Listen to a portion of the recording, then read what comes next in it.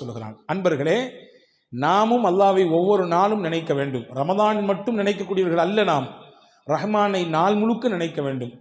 ரெண்டே விஷயத்தை தான் இன்னைக்கு சொல்ல போகிறேன். ரெண்டு செய்தி தான். காலையில் நினைக்க வேண்டிய சில வார்த்தைகள், இரவு படுக்கும் பொழுது நினைக்க வேண்டிய ஒரு வார்த்தை. இதை மட்டும் உள்வாங்கிக் கொண்டு இங்கிருந்து இன்றைக்கு நகருவோம். இது ஒரு ரொம்ப உங்களுக்கு ஒரு பாசிட்டிவ் எனர்ஜியை கொடுக்கும் என்று நான் நம்புகிறேன். முதல் விஷயம் என்ன, இன்னைக்கு தியான கூடங்கள் நிறைய நடக்குது. பார்த்தீங்களா? வாங்க, நாங்கள் ஒரு சில சொல்லித்தரோம், இவ்வளோ ஃபீஸு கட்டுங்க, ஒரு நாள் ஃபுல்லாக உட்காருங்க என்றெல்லாம் கூட்டிகிட்டு போய் தியான கூடங்கள் நடத்தி அவர்களுடைய அந்த சில கவலைகளுக்கு, கஷ்டங்களுக்கு, நெருக்கடிகளுக்கெல்லாம் தீர்வை சொல்வதை போன்று ஒரு கட்டமைப்பு இருக்குது. ஆனால் அப்படி தியான கூடம் நமக்கு தேவையில்லை. ஒரு தனியாக ஒரு இடத்துல உட்கார்ந்து நாம் அல்லாஹ்வை கொஞ்ச நேரம் நமக்கு தெரிந்த திக்ருகளை சொன்னால் போதுமானது. மனதிற்கு தானாக நிம்மதியையும் அமைதியையும் அல்லாஹ் தந்து விடுவான். தஃப்சீர் குர்துபி என்று ஒரு நூல் இருக்குது. திருக்குர்ஆனுடைய விரிவுரைகளிலே பல விரிவுரைகள், அதிலே இது ஒன்று. அந்த விரிவுரையிலே ஒரு செய்தி இருக்கிறது. இன்னைக்கு ஓதப்பட்ட சூரா அல் கஹ்ஃபினுடைய ஒரு வசனத்திற்கு கீழே அந்த செய்தி வருகிறது. ஃபலவுலா இத்தஹல்த ஜன்னதக குல்த மாஷா அல்லாஹ் என்று துவங்கக்கூடிய அந்த வசனத்துக்கு கீழே இந்த செய்தி இடம்பெறுது. என்ன செய்தி அப்படின்னா, யார் ஒருத்தர் டெய்லி காலையில் 4 தஸ்பீஹ் செய்கிறாரோ அல்லாஹ் 4 விதமான பாதுகாப்பு அந்த மனுஷனுக்கு தருவான். நீங்கள் பார்க்குறத பார்த்தா தெரியுது, டெய்லி காலில் செய்கிறது சரிதான், ஆனால் எந்திரிச்சா தான் செய்கிறது, எந்திக்கிறதே பெரிய பாடாக இருக்க என்று நமக்கு நினைப்பு இருக்குது. ஆனால் இந்தந்த பிரச்சனைகளிலிருந்து நாம் வெளியே வர வேண்டும் என்றால் நிச்சயம் எந்திரிக்க வேண்டும், சொல்லியாக வேண்டும். 4 தஸ்பீஹ் என்னவெல்லாம் அது? முதல் விஷயம் என்ன, மனிதனுக்கு மிகப்பெரிய ஆபத்தை தரக்கூடிய வஸ்துக்களிலே ஒன்று கண்பாடு. கண் இருக்குல்ல, ஒருத்தர் பார்க்கக்கூடிய பார்வையினால் பிரச்சனை வரும். நீங்கள் சொல்லலாம், கண்ணுலாம் சும்மாங்க, அதெல்லாம் யார் நம்புவா அப்படின்னு சொல்லலாம். ஹதீஸிலே வந்திருக்கிறது, சஹல் இப்னு ஹனீஃப் என்று சொல்லக்கூடிய ஒரு நபி தோழர், ரொம்ப பார்க்கறதுக்கு நல்ல வசீகர தோற்றம், பார்க்க ரொம்ப அழகாக இருப்பார். அந்த தோற்ற பொலிவு அப்படியே கண்ணை கவரக்கூடிய விதத்திலே இருக்கும். அவர் ஒரு நாள் திறந்த வெளி குளியல் அறையில் நின்று குளித்து கொண்டிருந்தார். திறந்த வெளி குளியல் அறை, அந்த வழியாக ஒருத்தர் வந்தார். அவருக்கு பேர் ஆமிர் இப்னு ரபியா. அவரை பார்த்த உடனே, இந்த மாதிரி ஒரு பேரழகரை நான் உலகத்தில் பார்த்ததே இல்லையே, இம்புட்டு அழகா இருக்கிறாரு என்று அப்படி ஏங்கி சொன்னார். சொன்னி முடிச்சது தான் தாமதம். குளித்து கொண்டிருந்த அந்த சஹல் இப்னு ஹனீஃப் என்று அப்படி பொத்துன்னு மயக்கம் போட்டு கீழே விழுந்துட்டார். கீழே விழுந்தா மூச்சு பேச்சு இல்லை, எந்திரிக்க மாட்டேங்கிறாரு. இப்போ சுற்றி இருந்தவங்களாம் என்னென்னமோ செஞ்சு பார்க்குறாங்க, ஒன்றும் கதை நடக்கலை. நேராக தூக்கிட்டு ரசூல்லாட்ட போயிட்டான். யார் ரசூலுல்லாஹ், குளிச்சுட்டு இருக்க தமான கீழே விழுந்துட்டாரு, ஒன்றும் மூச்சு பேச்சு இல்லாமல் கிடக்கிறாரு, என்னாச்சு ஏதாச்சும் தெரியல. ரசூலுல்லாஹ் விசாரிச்சாங்க, என்ன நடந்துச்சுன்னு கேட்டாங்க. இங்கே மாதிரி அந்த சைடில் ஒருத்தர் வந்தார், அவருக்கு பேர் ஆமிர் இப்னு ரபியா. அவர் இப்படி சொன்னார், இவருடைய அந்த அழகை பாட்டு, தோற்றத்தை பாட்டு, இப்படி அழகாக இருக்கிறாரு அப்படின்னு சொன்னார். அப்படின்னு சொன்ன உடனே ஸல்லல்லாஹு அலைஹி வஸல்லம் அங்கே நமக்கு எல்லாத்துக்கும் சேர்த்து ஒரு பாடம் சொல்லி தந்தாங்க. என்ன தெரியுமா சொன்னாங்க? மன் ரஆ ஷையன் ஃபஅஜபஹு ஃபகால மாஷா அல்லாஹ் லா குவத இல்லா பில்லா. உங்களுக்கு ஏதாவது பிரமிப்பை தரக்கூடிய விஷயத்தை நீங்க பார்த்தீங்கன்னா என்ன சொல்லுங்க? மாஷா அல்லாஹ் லா குவத இல்லா பில்லா, இப்படி சொல்லுங்க. இப்படி சொன்னீங்கன்னா உங்களுக்கு பிரமிப்பை தரக்கூடிய விஷயம் உங்களுக்கு நடந்தால் நீங்கள் சொல்லுங்க. அல்லது நமக்கு தெரியும்ல, நம்மள்ட்ட இது அழகாக இருக்குது, இன்றைக்கி போட்டிருக்கக்கூடிய ட்ரெஸ் நல்லா இருக்குது, நம்ம வாங்கியிருக்கக்கூடிய கார் நல்லா இருக்குது, நம்ம வச்சிருக்கக்கூடிய பைக்கு நல்லா இருக்குது, நம்ம கட்டியிருக்கக்கூடிய வீடு நல்லா இருக்குது அப்படின்னு நமக்கு தெரியும். நீங்கள் எல்லாம் முடிச்சு இந்த விஷயத்தை செஞ்சுருங்க. மாஷா அல்லாஹ் லா குவத்த இல்லா பில்லா இப்படி சொல்லிட்டீங்கன்னா என்ன நடக்கும்? கண் பாடிலிருந்து என்ன பிரச்சனை ஏற்படுமோ அதெல்லாம் ஏற்படாது. கண்ணினால் என்ன பிரச்சனை ஏற்படுமோ அது ஏற்படாது. இதை சொல்லிவிடுங்கள் என்று பெருமானார் ஸல்லல்லாஹு அலைஹி வஸல்லம் சொல்லிட்டு அடுத்து நடந்தது தான் செய்தி. இந்த ஆமிர் இப்னு ரபியாவை பக்கத்தில் கூப்பிட்டு அவரை ஒது செய்ய சொன்னாங்க. தண்ணீரை வச்சு ஒது செய்ய சொன்னாங்க. அவருடைய முகம், கை, கால் எல்லாத்தையும் கழுகினார். ஒரு அறிவிப்பிலே வந்திருக்கு, அவருடைய உடலை முழுக்க கழுக சொன்னார்கள். கழுகி அந்த தண்ணீரை தூக்கி அந்த படுத்து கிடந்தார், மூச்சு பேச்சு இல்லாமல் அவர் மேலே அப்படி ஊற்றி விட்டாங்க. டபார்னு முடிச்சுட்டாரு. மற்ற தண்ணியெல்லாம் அடித்து பார்க்குறாங்க, முடிக்கல. இவருடைய உடம்பிலிருந்து பட்டு வந்த நீரை தூக்கி ஊட்டினார்கள். மயங்கி கடந்த அந்த சஹல் இப்னு ஹனீஃப் என்ற சஹாபி எழுந்தார். பெருமானார் ஸல்லல்லாஹு அலைஹி வஸல்லம் லில் ஐனி ஹக்குன், கண்ணுக்கும் சில விஷயங்கள் இருக்கிறது, எனவே அந்த விஷயத்தில் நீங்கள் கவனமாக இருங்கள் என்று பெருமானார் ஸல்லல்லாஹு அலைஹி வஸல்லம் சொல்லி தந்தாங்க. எனவே தான் நம்முடைய முன்னோர்கள் எல்லாம் வீடுகளுக்கு முன்னால் சில வாசகங்களை பொறித்திருப்பார்கள். வஹப் பின் முனப்பஹ் என்று சொல்லக்கூடிய மிகச்சிறந்த மார்க்க அறிஞர்களில் கட்டுப்பட்ட தாபீன்களுடைய வரிசையில் வரக்கூடியவர், அவருடைய வீட்டுக்கு முன்னாடி எழுதி போட்டிருப்பாராம். என்ன இதை? மாஷா அல்லாஹ் லா குவத்த இல்லா பில்லா. ஏன் எழுதி போட்டிருக்காரு? யாருடைய கண்ணும் வீட்டிலே இருக்கக்கூடிய நபர்களுக்கோ அல்லது வீட்டிலே இருக்கக்கூடிய பொருளை வந்து பார்த்ததற்கு பிறகோ ஏற்பட்டு விடக்கூடாது என்கின்ற அச்சத்திலே அப்படி எழுதி போட்டிருப்பார் என்பதாக வரலாற்று குறிப்புகள் இருக்கிறது. எனவே காலையில் எழுந்தவுடன் முதலில் நாம் மாஷா அல்லா லா குவத்த இல்லா பில்லா சொல்லிவிட வேண்டும். ஏன்னா உலகத்தில் நல்ல பார்வையோடு பார்க்குறத விட கொஞ்சம் அப்படி இப்படி பார்க்குறவங்க தான் நிறைய. இதுதான் யதார்த்தம், அதை புரிஞ்சுக்கணும். ஒரு ஊர் வழியில் ஒரு பாதையில் ஒருத்தர் நடந்து போய்கிட்டே இருந்தாராமா. போய்கிட்டே இருந்த உடனே ஒரு குளத்து ஓரத்தில் ஒருத்தர் நீச்சல் தெரியாமல் அப்படியே அங்கிட்டு இங்கிட்டும் தத்தளிச்சுக்கிட்டு இருக்கிறாரு. இந்த நடந்து வந்தவருக்கு நீச்சல் தெரியும். டபார்னு குதிச்சாரு. குதிச்சு அந்த தத்தளித்து கொண்டு போகிற தூக்கி கொண்டு வெளியே கொண்டு விட்டார். இன்னொருத்தர் அந்த வழியாக வந்தார். ஏன் இப்படி என்னாச்சு திடீர்னு தூக்கிட்டியே அப்படின்னு கேட்டவுடனே அவர் சொன்னார், அந்த போர்டை பார்த்தியா, என்ன போர்டில் எழுதியிருக்கு, யாராவது இந்த குளத்திலே தவறி விழுந்து நீச்சல் தெரியாமல் தத்தளித்து கொண்டிருந்தால் அவர்களை யாராவது காப்பாற்றி விட்டால் அவருக்கு 500 ரூபாய் பரிசு, அதனால தான் செஞ்சேன் அப்படின்னாரா இவர். வந்தவர் சொன்னார், அந்த பக்கம் ஒரு போர்டு இருக்குது, அதை பார்த்தியா, ஏன் என்னது, அங்கே எழுதிருந்துச்சு யாராவது இந்த குளத்திலே விழுந்து இறந்து விட்டால் அந்த பாடியை தூக்கி வெளியே போட்டால் அவங்களுக்கு 5000 ரூபா பரிசு. இவன் சொன்னானா, நான் முதல்ல பார்த்துருந்தேன் அதை செஞ்சிருப்பேனே அப்படின்னானா, நான் முதல்ல அந்த போர்டை பார்த்துருந்தேன் அந்த வேலையை செஞ்சுருப்பேன், இதை முதல்ல பார்த்து தொலைஞ்சிட்டேன். இதுதான் யதார்த்தம். நிறைய நபர்களுடைய நினைப்பு இப்படி தான் இருக்கிறது. எனவே நாம் கண்ணிலிருந்து பாதுகாப்பு பெறுவதற்கு முதல் விஷயமாக இதை நாம் சொல்லிக்கொள்ள வேண்டும். 1. 2வது, ஷைத்தானுடைய தீங்கிலிருந்து பாதுகாப்பு பெறுவதற்கு பெருமானா ஸல்லல்லாஹு ஒன்று கற்றுக் கொடுத்தாங்க. அதுதான் ஹஸ்புன் அல்லாஹு வ நிஅமல் வக்கீல். எல்லாத்துக்கும் தெரிஞ்ச ஒரு திக்ரு தான் இது, புதுசாக ஒன்று நான் சொல்லி தரல. ஹஸ்புன் அல்லாஹு வ நிஅமல் வக்கீல் என்பது ஹஜ்ரத் சையதுனா இப்ராஹிம் அலைஹிஸ்ஸலாம் சொன்ன வார்த்தை. இப்ராஹிம் அலைஹிஸ்ஸலாம் சொன்ன வார்த்தை அது. ஹஸ்பி அல்லாஹு வ நிஅமல் வக்கீல் அவங்க சொன்னாங்க. இப்போ நம்ம சொல்லும் பொழுது ஹஸ்புன் அல்லாஹு வ நிஅமல் வக்கீல் என்று சொல்வதனாலே இந்த பெரிய அர்த்த வேறுபாடு வராது. இதை சொல்ல வேண்டும். இப்படி சொன்னால் அல்லாஹ் ஷைத்தானுடைய தீங்கிலிருந்து அந்த நாள் முழுக்க அவரை பாதுகாப்பான். ஷைத்தானின் தீங்கு என்பது ரொம்ப ஆபத்தானது. ஹாரூன் ரஷீத் பாஷா இருந்தாங்க ஒருத்தவங்க, ரொம்ப முக்கியமான மன்னர்களில் ஒருவர், ஜனாதிபதி. அவர் உமையாக்களினுடைய ஆட்சியில் முக்கியமான ஒரு ஜனாதிபதி, பெரிய பெரிய பரப்பளவை ஆட்சி செய்த மன்னர் ஹாரூன் ரஷீத் பாஷா. ஒரு நாள் அவர் தூங்கிட்டு இருந்தார். காலையில் ஃபஜருடைய நேரம், அரண்மனையில் தூங்கிட்டு இருக்காரு. வெளியிலேருந்து அவர் பேரை சொல்லி யாரோ சத்தம் கொடுக்காங்க, ஹாரூன் ஹாரூன் ஹாரூன், எந்திரிங்க எந்திரிங்க, நேரம் ஆச்சு, ஃபஜர் தொழுங்கன்னு. இப்போ இந்த மன்னருக்கு ஆச்சரியம், நம்ம பேரை சொல்லி இவ்வளவு துணிச்சலாம் யாருப்பா கூப்பிட்றா அப்படின்னு சொல்லி வெளியே வந்து பார்த்தாங்க. ஒருத்தர் நின்னாரு. நீ யார், நீயே இந்த நாட்டினுடைய மன்னர், நான் இவ்வளோ பெரிய பரப்பளவை ஆட்சி செய்யக்கூடியவன், என்னையை பார்த்து பேர் சொல்லி கூப்பிடுறிய, யார் நீன்னு கேட்டாங்க.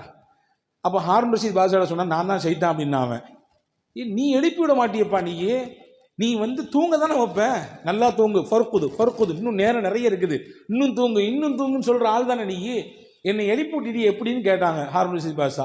அவன் சொன்னானம்மா, 2 நாளைக்கு முன்னாடி ஃபஜர் தொழாமல் நீங்கள் தூங்கிட்டீங்க, எந்திரிச்சு உட்காந்து ஃபஜர் தொழுகலையேன்னு சொல்லி வருத்தப்பட்டு அழுது அன்னைக்கு ஃபுல்லாக அல்லாட்ட மன்னிப்பு கேட்டீங்க.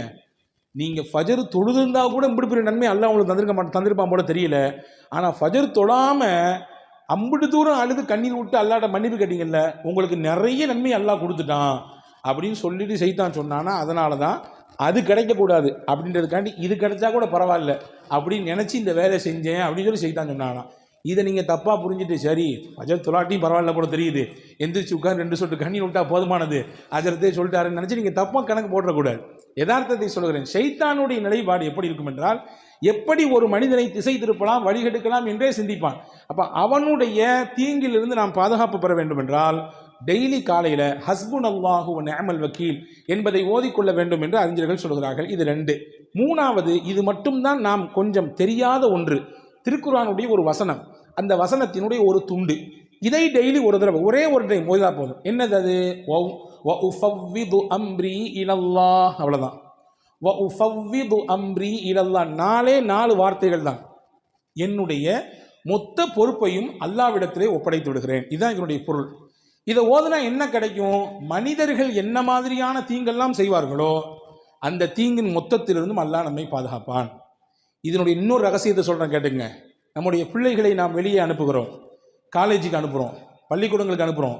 நம்ம வீட்டினுடைய பெண்கள் வெளியே போகிறார்கள், வேலைகளுக்கு போகிறோம்.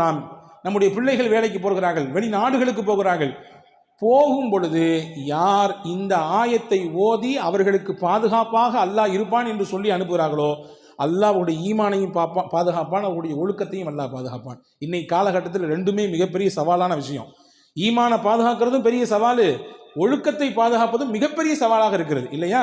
ஒழுங்கீனமான காட்சிகள் எத்தனை எத்தனை நடக்குது பார்க்குறோமா இல்லையா? எக்கச்சக்கமான காரியங்களிலே இன்றைக்கு இலசுகள் சிக்கி தங்களுடைய எதிர்காலத்தை சின்னாபின்னப்படுத்திக் கொள்கிறார்களே, பார்க்கிறோமா இல்லையா? எனவே இதை ஓதி விட வேண்டும். ஓதினால் அல்லாஹ் மனிதர்களிடத்திலிருந்து கூடாத நட்பு கேடாய் முடியும் சொல்லுவாங்களே, அந்த மாதிரியான கூடாத நட்புகளிலிருந்து, கூடாத சகவாசத்திலிருந்து என்னென்ன தீங்குகள் வருமோ அந்த தீங்கை எல்லாம் அல்லாஹ் பாதுகாப்பான். காரணம், இந்த வசனத்தினுடைய அடுத்த பகுதி சொல்கிறது, இன்னல்லாஹ பசீரும் பில் இபாத். அல்லாஹ் தன் அடியார்களை உற்று நோக்கக்கூடியவனாக இருக்கிறான். உற்று நோக்கக்கூடியவனாக இருக்கிறான், கண்காணிச்சுட்டே இருக்கான். இப்போ இதை நீங்கள் ஓதுனீங்கன்னா நிச்சயமாக அல்லாஹ்வின் வளையத்திற்குள்ளே நாம் இருப்போம். நாம் யாரை வெளியே அனுப்புகிறோமோ அவர்கள் இருப்பார்கள். இது மூணாவது. நாலாவது விஷயம் என்ன? காலைல எந்திரிச்சவன சொல்ல வேண்டியது, ஹதரத் சையதுனா யூனுஸ் அலைஹிஸ்ஸலாம் சொன்ன ஒரு கலிமா. என்ன கலிமா அது? சொல்ல தானே நீங்கள் இருக்கிறீங்க, நீங்கள் சொல்லிதாங்க என்று நீங்கள் கேட்கறது புரியுது. லா இலாஹ இல்லா அன்த சுபஹானக இன்னி குந்து மினல் ஸாலிமீன். இது ஒரே ஒரு தடவை காலை ஓதினால் என்ன கிடைக்கும்? இன்னைக்கு உச்சகட்டமான நோயாக இருக்கக்கூடிய எல்லாத்துக்கும் இருக்குது, சின்ன பிள்ளையிலிருந்து வயசான பெரியவங்களே இருக்குது. என்ன? கவலை கவலை கவலை. எதையாவது நினச்சி கவலை, எதையாவது நினச்சி புலம்படி இல்லையா? அந்த கவலைகளிலிருந்தெல்லாம் அல்லாஹு தஆலா வெளியே கொண்டு வருவான் மனிதனை. ஹஜ்ரத் யூனுஸ் அலைஹிஸ்ஸலாமுக்கும் கவலை இருந்தது. அல்லாஹ் குர்ஆனிலே சொல்கிறான், வகதாலிக நுஞ்சில் முஃமினீன். ஹஜ்ரத் யூனுஸ் அலைஹிஸ்ஸலாம் மீன் வயிற்றுக்குள்ளே இருந்தார்கள், ஒரு விஷயம் செய்யக்கூடாது, அதை செய்தார்கள். அல்லாஹ் ஒரு சின்ன மாற்றத்தை கொடுக்க நினைத்தான், மீன் வயிற்றுக்குள்ளே வைத்தான். 40 நாட்கள் இருந்தார்கள். அவர்கள் 3 இருளிலே சிக்கி இருந்தார்கள். கடலின் ஆழம், கடல், இன்னொன்று மீன் வயிறு. அங்கே இருந்து கொண்டுதான் இந்த கலிமாவை ஓதினார்கள்.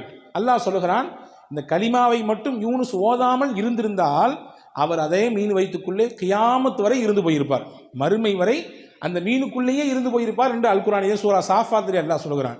இப்போ என்ன சொல்ல வரேன்னா, அல்லாஹ் சொல்றான், ஃபனஜ்ஜைனாஹு மினல் கம்.